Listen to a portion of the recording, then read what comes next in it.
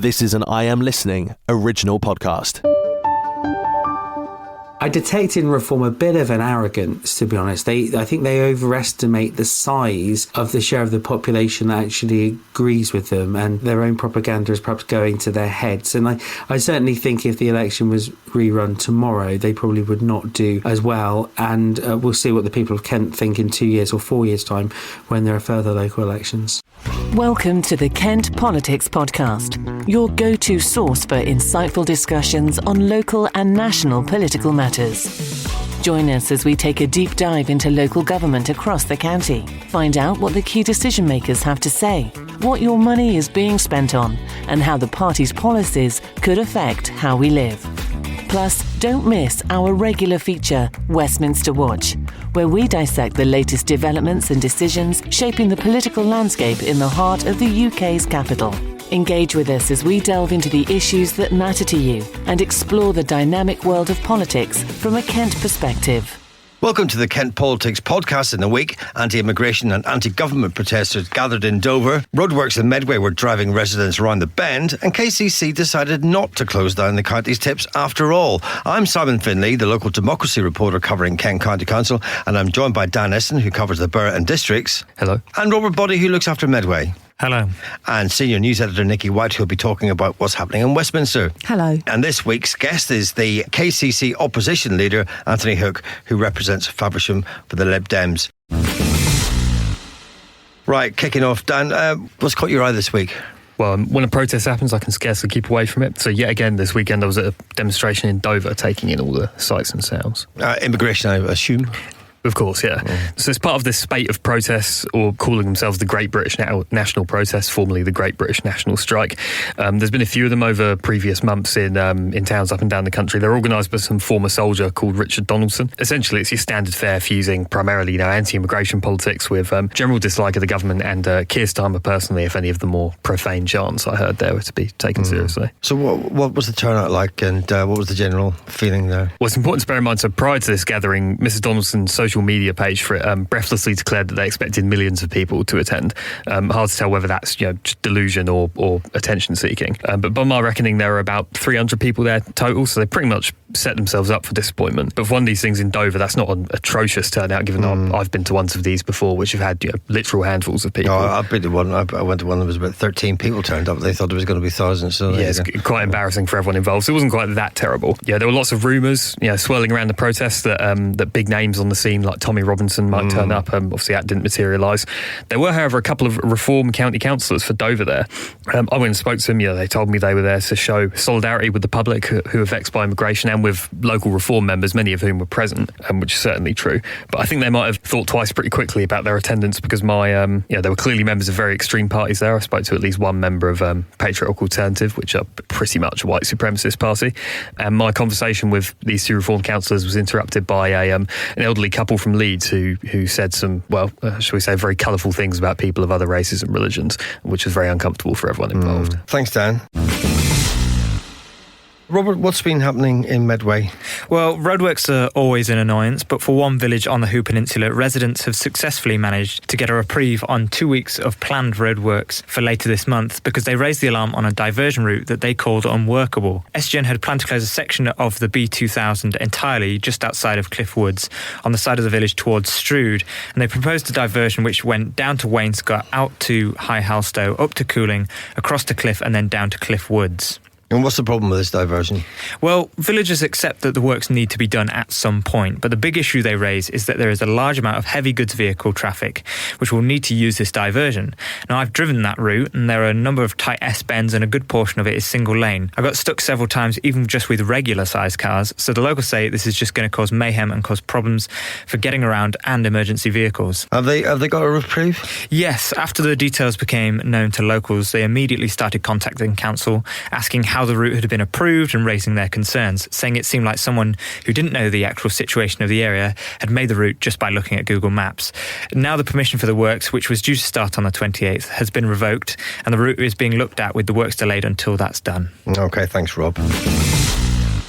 Simon, what's been going on at County Hall? There was a moment that almost passed without much notice at the Environment and Transport Committee at KCC the other day, when a cabinet member for that portfolio, the environment portfolio, announced that none of the county's tips are under threat of closure for at least 5 years. If anyone casts their minds back a couple of years, this was very much the hottest topic in town. The then ruling Conservative administration proposed that it was going to shut 4 of 6 tips in Kent in order to save about £1 million a year. And it was just one of the places that KCC were looking at to try and shave a bit here and shave a bit there to try and balance the books or face effective bankruptcy. But the plans were eventually shelved not least because of the furious backlash. And our special guest today, Antony Hook, led a campaign which collected 3,000 signatures in a few days on this. And there were protests outside County Hall, and eventually the whole process dragged on and on for months. So how did it all end up? Well, the Tories caved in and shelved the plans. They didn't quite get rid of them initially, but eventually they did get rid of them altogether. And not least when there was a rebellion on the backbenches. The backbenches were telling me that members were going to lose their seats in 2025 if the leadership didn't change its mind. Is this why the Conservatives lost so heavily in May? No, I don't think so. I think it was a whole combination of things, but it certainly didn't help. But Reform UK, who are now in charge of County Hall, will remember how toxic these things can become and how quickly they can become toxic, and the whole narrative of the need to find savings for the greater good was completely washed away by a wave of public anger. So Reform will have to be careful not to fall into any similar bear trap in the future. On pledging to keep all the tips open, it was more of a continuity thing to extend the contracts of the companies that run them, because no one really knows what's happening because of local government reorganisation. So it was welcomed broadly by everybody, but it was no grand gesture. Nikki, what's happening with our MPs? Well, if there's one thing that gets MPs and a lot of people hot under the collar, it's big bosses taking bonuses when their firm isn't delivering. Now, at the end of last week, it emerged that Lawrence Gosden, who's the boss of Southern Water, he received a payout of almost £700,000, and that was linked to the company's performance just weeks before a ban on bonuses for the firm was introduced. That's a bonus of quite some size, isn't it? Isn't it? I mean, his base salary alone in the last tax year was just over £500,000, and in addition to that, he also got what was described as a long-term incentive payment. Mr Gosden also received £111,400 worth of benefits and £75,100 of pension-related benefits, and that was according to a Southern Water report. Now, while the payout is all above board and legal under the regulations that were in place at the time, critics have said it's morally disgraceful and that he's accepted it, as Southern Water has often been criticised for pollution incidents, including the pumping of sewage into the seas off the Kent coast, and that's as well as having dozens of leaks across the network. Now, Southern Water says the expenses will be paid for entirely by shareholders, not customers, but it's left a nasty taste in the mouth for many. Southern Water is now one of 6 companies banned from paying senior executives traditional bonuses for failing to meet high standards, but those rules only came into effect in June. Now, that did prevent Mr Gosden from pocketing a further £396,475. That's correct. But the company says his LTIP bonus up to the end of March will be paid in full, as it was agreed before the ban was brought in. Several MPs campaigned for those changes over bonuses, didn't they? What have they had to say about all this? Yeah, they're not very happy, and every Labour MP whose constituents are Southern Water customers has this week signed a letter demanding Lawrence Gosden refuse the pay rise, or if he's had it, to pay it back. Now, that letter was coordinated by East Thanet MP Polly Billington, who's been very vocal about water issues, but others who put their names to it include Lauren Edwards, who represents Rochester and Stroud, Sittingbourne and Shepping's Kevin McKenna, Chatham and Aylesford Rep Tris Osborne, Gravesham MP Lauren Sullivan, and Folkestone Hyde's Tony Vaughan, Dartford's Jim Dixon, Ashford MP Sojan Joseph, Gillingham Raynham's Nashaba Khan, and Mike Tapp, who represents Dover. Okay, so what does that say then? It's pretty blunt. They say they're appalled at this enormous incentive payment, which they described as, and I quote, a shameful and blatant attempt by Southern Water executives to circumvent the bonus ban and enrich themselves without any justification beyond pure greed. Now, they go on to say that constituents will be asking themselves why the chief exec of Southern Water would need to be incentivised in this way to care about sorting out issues which are on his watch. But they're urging him to do the right thing, saying in their words, you should decline this disgraceful payment for failure. Is there a topic that you would like to be discussed on the Kent Politics podcast? Perhaps you've got a question for one of our panel, or you'd like to comment on a hot topic in local or national government. Get in touch by emailing or sending a voice note to kentpoliticspodcast@thekmgroup.co.uk. Antony Hook has been in politics one way or another for more than 2 decades, including a short spell as an MEP, and he's still only in his early 40s. When Reform UK swept into office at Kent County Council with a massive majority in May, the Liberal Democrats emerged as the biggest opposition party with 12 seats. Antony is now the official leader of the opposition at a time of great change at County Hall. Welcome, Antony. Hi, Simon. Thanks for joining us. Pleasure. How are you finding your new role as opposition leader at County Hall? It's probably the most important role I've ever had. It's my job. Even outside of the European Parliament? But possibly, I think. I mean, the European Union obviously deals with huge international issues, but I was one MEP out of many hundreds. Whereas at KCC now, my job is to lead efforts to scrutinise and to challenge the administration, to demand better for the public. So in some ways, yeah, it is very important. And the issues facing KCC are huge and urgent at the moment in terms of a budget crisis and also real concerns about the quality of our services, both for old people who need care and for children who need special help with their education.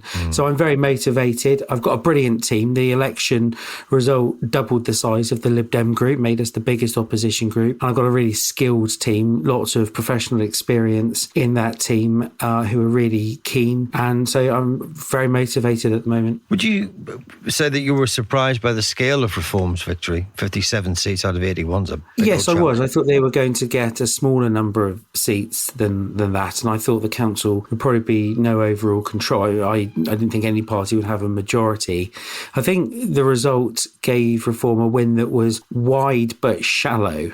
And what I mean by that is wide in the sense that they won 57 seats and that was across the county in lots of different places. But shallow, they only got 37% of the vote. So almost 2 times the vote against them and for them. And in Kent County Council's 135-year history, no administration has ever been formed with a vote share as small as that. The Conservatives sometimes got a majority of the vote, or sometimes like in 2021, they got in the high 40s, so more votes against them than for them. But this is quite new. And I detected in Reform a bit of an arrogance, to be honest. I think they overestimate the size of the share of the population that actually agrees with them, and their own propaganda is perhaps going to their heads. And I certainly think if the election was rerun tomorrow, they probably would not do as well. And we'll see what the people of Kent think in 2 years or 4 years' time when there are further local elections. What's been your impression of the new leader at KCC, Lyndon Kemcaran? I think it's pretty disappointing. Not just the leader, but the whole administration is pretty thin as to what they're actually doing. And quite a lot of spin and sound bites and clickbait rather than substance. I mean, they cancelled all the meetings in June. Meetings are really important for councillors to represent the views of their residents and to exchange views with the senior officers who run the council day to day. So that has been, I think, a loss that the council's taken as long as it has to really get going. Their Doge thing was, I think, a bit of a damp squib. I mean, they came in with celebrities and a big song and dance about this money they would find. They haven't found anything. In fact, they made claims that have just been proved to be not true. And the recent scrutiny committee, the committee went through the things as Zia Youssef has tweeted, and none of them were true. None of the Reform councillors in the room were even willing to try and defend them. And then 10th of July, you had the last full council, only the second one that's taken place. And the agenda was ridiculous. I mean, the administration can put as many items on the agenda as they want. The only substantive item they put on was about councillors' own pay. Well, there's much bigger issues facing the people of Kent than that. Opposition groups can put one item on the agenda each. The Greens put an excellent motion on domestic violence. The Liberal Democrats put an excellent motion on blue badge disabled parking permits. So I would say the opposition is far more in touch with what people are actually caring about. And the behaviour of Reform councillors that meeting was extraordinary. They voted down the domestic violence motion and they put a wrecking amendment in to gut the blue badge motion, which I found really shocking. In fairness to Reform, actually, I mean, I've watched several of the new committees that got up and running this month, and most people think, including some officers and members of the opposition, that the conduct of the committees has been very good. They've elected a chair in the usual way. The meetings are conducted with politeness and courtesy and giving people a chance to speak. Although the agendas, I agree, have been slightly thin, but it's been at the full council meetings when there's the sort of the pack mentality there that it tends to be a bit more of the grandstanding going on. Would you not agree with that? That the committees so far have been actually pretty well run. Yes, the committee meetings have been pretty good, have been very courteous and very professional, and as you say, in a really quite an odd contrast with the full council's meetings, where the reform group have behaved in a kind of a pantomime fashion of giving their leader a standing ovation every time she speaks, not really answering the questions and treating them like political rallies, whereas the committees have been professional, and that's why we should have had them in June. We need more of them because it's in the committees you get into the detail. Absolutely. And if you provide a good service to people, you've got to get into the detail of what is happening, where, when, how is it being funded, and so on. Yeah. I mean, depending on who you speak to, the shortfall in the budget for next year could be anything between, 100 million or 140 million. The numbers are so big it almost doesn't matter. These are vast, eye-watering sums. I mean, where on earth do you think they'll be able to find that sort of money? I don't know if it would be as big as that. We'll have to see it. But in this year's budget, there's been a significant overspend in the tens of millions. And most of the overspend is in adult social care. Although you wonder, is it adult social care is underspending, or were the figures at the budget process last time just made to look smaller than they should have done, and they were always unrealistic? It's very hard to say. And I think the truth of the matter is that in local government, there's not a lot of fat to cut now, because we've had cuts year on year, certainly every 8 years, all the 8 years that I've been a county councillor, and before that as well. So there's been a huge pressure to find efficiencies for a long time. The council's got independent external auditors who are pretty rigorous in finding things that where money could be spent better. I think it's going to be a big problem if we were to have to make cuts of that size. But the unknown factor is what the government settlement will be in the autumn. So the council's funding comes partly from council tax and also partly from central government. And we don't yet know in the autumn statement how much funding the government will make available for local governments. It's really quite an undemocratic system, in my view, that people at a local level elect a local council or a county council, but what the county council can do or not do is entirely dependent on what a different elected body elected at a different time gives it by way of funding. Do you think that reform can last the course at KCC, given all the pressures? You mean stay in power for 4 years? Yeah, well, until the new authority comes in. They've got a big majority. I mean, you need 41 seats for majority. They started with 57. They're down to 56 now. So it would be very surprising if they couldn't last through. Having said that, on the 10th of July, when some of the votes were taken, they were down to 41 in terms of votes being cast. So honest answer is I don't know. You would expect a party with that big majority to easily last the distance, but there is an air of instability and unpredictability about reform. Another big topic on everyone's minds in local government is local government reorganisation, where every council in Kent will effectively be abolished and replaced by a smaller number of much larger unitary authorities. Where do the Lib Dems stand on that? Our view is that there may be some advantages to having a single tier rather than two tier. At the moment, people are often very confused about when they've got a local problem, with the bins, is it the district council or the county council? With housing development, is it the district council or the county council? But our main concern is that the process of change needs to be led by the public. And if we are going to change the councils, we need to change them to something that has been designed by the public and not imposed from top down. At the moment, it's been a very top down process. The meetings have tended to be in private. There hasn't been much published, but that has changed for the better this week. I mean, Lib Dems have been saying since this was launched in December, we need to put everything out in public as much as possible. And it was our lobbying led to, it was agreement with the last county council, there would be a local government committee. That was on ice for Cicated. They were too sure about doing that. but the committee is now going to meet next week, and a couple of days ago the papers for it were published, which are very interesting. It had 6 options which have been analysed and scored by KCC officers, and their scoring comes out with what they call option 1 as the best, which is 3 unitary councils, east, west and north. That, to my mind, is somewhat problematic. The western configuration, which is Sevenoaks, Tunbridge Wells, Tunbridge and Morley and Maidstone, makes a degree of sense, and I've spoken to people in those areas. They think that is sensible.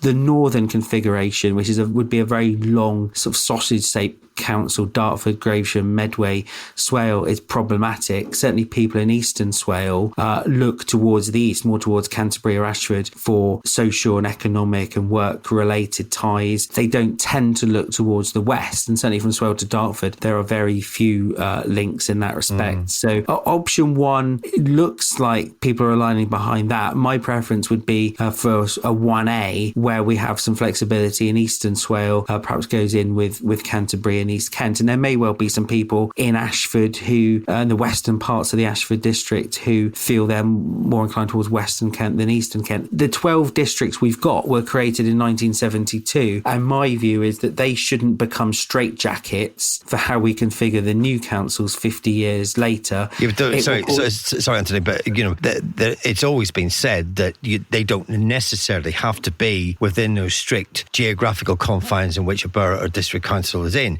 So if you wanted to shave a little bit off and give it over to one another, or shave another bit and give it to something else, you're able to do that. You might be able to put a little bit of Sevenoaks up into that north option 1.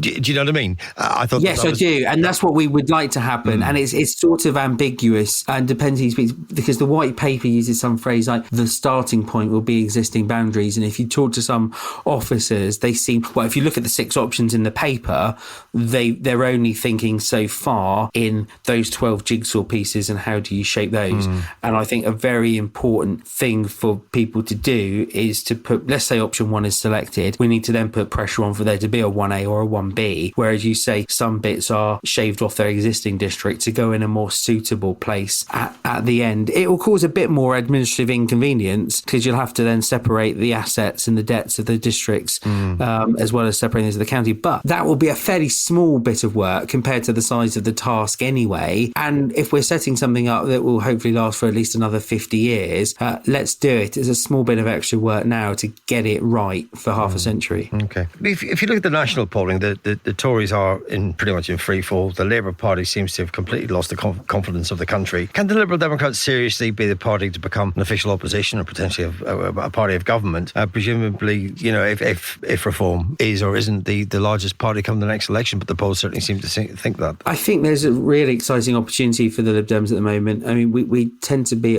around the same as the Conservatives in support, but as you say, they're in free fall and we're growing. And I think the opportunity for us is this: we're fundamentally a centre party and we want to grow, and we should be looking to attract people who've previously voted Labour and feel disillusioned and offer them something more hopeful, and equally people who've previously voted Conservative but don't like the kind of lurch to the right of Reform and who would actually find, I think, a much better home with us. So I think there's a big opportunity, and I think the polls are incredibly hard to read because tactical voting will be more important than ever. It was very important last year in a kind of, if you either liked the Conservatives or you didn't, and if you didn't like the Conservatives, lots of people were saying, who should I vote for locally to get them out? But I think the tactical voting will be more complicated. And as you look at the poll now with the sort of 5 main parties, I think you need, one way to consider it is, in a lot of constituencies, Reform will be contenders, and then the other contender will be who is best placed to beat Reform. And I think there'll be a lot of transference. I think a lot of people the Greens are on about 9 or 10%, but I suspect in Lib Dem target seats at the general election,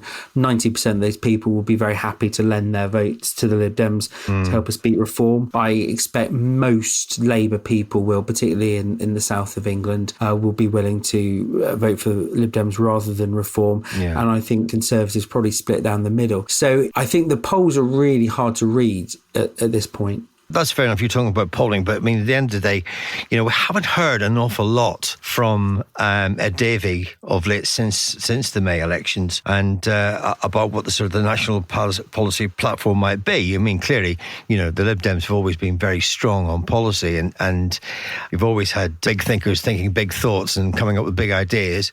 But we haven't heard much lately about what that is likely to be, or are you just keeping your powder dry for the minute? Ed gave quite an interesting, important speech on the economy about a week ago to the IPPR, where he set out the Lib Dem vision for the economy. I think the economy will be the key battleground for the general election, and he spoke about plans to cut energy bills in half over the next decade. And to be clear, the Lib Dems will be the sort of people who challenge some of the anti-immigration rhetoric and talk about how free trade is really good for business, is also good for consumers, good for families to bring down the cost of living, and actually free trade is the way to do that, not Donald Trump style tariffs. He also still talked about the need to support small businesses, startups, self-employed people, and also the importance of education and training, because everyone wants growth in the economy. And if you listen to the Labour government, you think the only way to get growth is to build more houses. But actually, another way to get growth is to really invest in people and to equip people with more training and more skills, and to reskill people so that they can be more productive and do different jobs, or do their jobs in a different way that actually is more productive. One of the other areas, I know Ed is very passionate about education, and the party recently set out some principles for how we would address SEND, special educational needs and disability, including more special school capacity, early identification and waiting lists. So the party's definitely active. I think one issue is that in the clickbaity era we live in, there are perhaps other parties that at the moment are better tooled up and skilled to do that. And I think the Lib Dems need to think about how we can use modern technology better than perhaps we do to communicate the really good ideas that we have. You and I spoke a few months ago, and you sort of said you were wondering aloud, really, whether this whole sort of volatility within politics in Great Britain is really just the prelude for a massive shift, the sort of shift that comes along every century or so. Do you just explain what you're thinking behind that is? I'm not saying you were saying it was going to happen, but you were just... No, I'm very interested in history. And if you sort of look at political history in the long term, every 70 to 100 years, there tends to be a big shake-up of the party system. And one instance that would be after the First World War, the Liberal Party was kind of replaced by Labour, and people who previously voted Liberals split in two directions. And in the late Victorian era, there was a lot of change, and the Liberal Party was formed in about 1870-ish through a merger of the Whigs and a Tory faction that supported Robert Peel and another faction called the Radicals. So the political system tends to be in flux and is not set in stone. And I think it's possible we are seeing a bit of a realignment. We might be seeing the replacement of the Conservative Party by a harder right, more populist party in the shape of Reform, who I don't think are Conservatives. I think they're nationalists rather than nationalist populists rather than Conservatives. And then that's an opportunity for us as a Liberal centre party to try and attract new support. I think the future of Labour is very unclear as to what Labour stand for. It looks like they might face a challenge on the left, maybe from a Corbynite party. Who knows? Yeah. I mean, I don't think such a party is likely to do very well. But if they take 10%, or even 5% of their support, and you take 5 or 10% of their support, so there's not much left, really, is there? Yeah, but our job will be not just to take 5% of support. I mean, your analysis is right. They will be squeezed in that way, but our job will be to try and create a bigger tent that brings together enough people to win a lot of seats and offer a really good centrist, liberal, democratic, non-populist vision for the country. And I think the Lib Dems have changed. I think some people perceive that once upon a time we were a protest party, and that might have been true once, but I don't think that's true now. I mean, certainly none of the people who voted for me and May did it as a protest. They voted because in the local area I was campaigning on issues that people cared about, and all our 72 MPs who were elected last year, I think that'd be pretty... None of them were elected as a protest. No. They were elected because people thought this guy or the man or woman will be a really good champion for my local area. So I think we've got a good direction and quite a serious direction. Okay. Listen, Anthony, lovely to speak to you as ever. Don't be a stranger to us, and hopefully you'll come back and speak to us once more very shortly. Thanks very much. Lovely to talk to you. Thank you very much.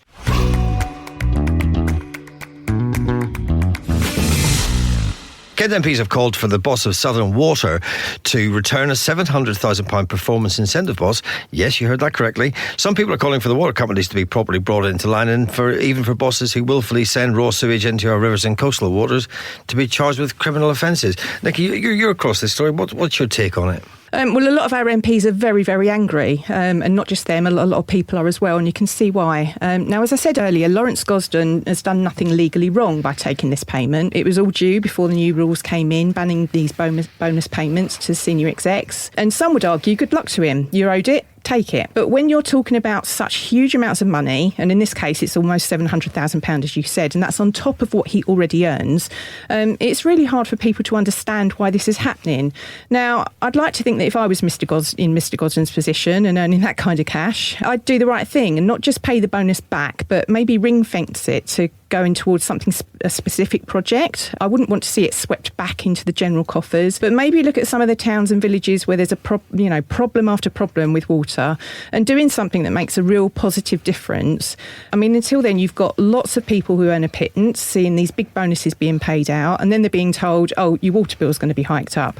Now, the letter to Southern Water from these Labour MPs, that's not the only correspondence that's been sent in the past few days. Maidstone MP Helen Grant, who's a Tory, she's written to South East Water Chief Exec David Hinton. Now, she says she's got deep concerns about water bills rising, which she says in her constituency of Maidstone and Malling, they're going to go up by up to 77%. Now, she says this is all in the face of history of repeated supply interruptions, burst mains, prolonged outages and poor customer communication. She pointed to one particular incident, or several incidents, 5 Acre Wood School in Lewes.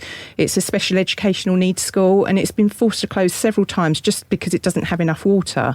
Now, she said, there's poor management, poor performance and chronic underinvestment, but this is all while directors are continuing to receive bonuses, and it's not good enough. Now, we have an ageing water system, I get that. Repairs are needed, and you don't always have the resources to get things done immediately. It needs paying, I get that too.